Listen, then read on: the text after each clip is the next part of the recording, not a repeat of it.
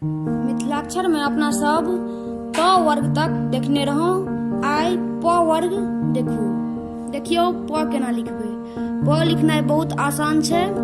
पहिने एना क त्र जकाँ बनेबै, त्र जे लिखै छियै, और एहिमे एना क करैत एतऽ कनि गोलाकार बनबैत एना कऽ देबै, एतऽ एना क डाँढ़ि दऽ देबै, भऽ गेलै प। फ देखू केना लिखबै। फ के लेल एना क दू जकाँ लिखबै, पहिले एना क नीचा मुँहे करैत एना क ऊपर लऽ जेबै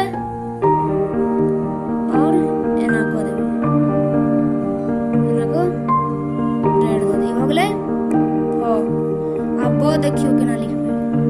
एना डाँढ़ि देलियै, एना क त्रिभुजाकार बना देबै, एतऽ बिंदु दऽ देबै, एहिपर अर्धचंद्रकार एना कऽ दऽ देबै, भऽ गेलै ब।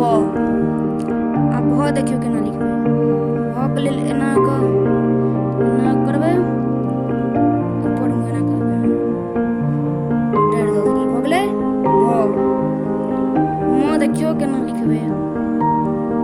एना कऽ एकरा एतऽ सँ मोड़ैत नीचा मुँह करैत एना कऽ ऊपर लऽ जेबै, एना कऽ मिला देबै, भऽ गेलै म। प फ ब म म।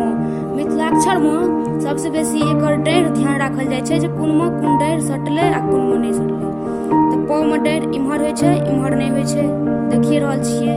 भ मे एतऽसँ हटि कऽ छै, भ सँ भ ई भेल, फ मे हटि कऽ छै।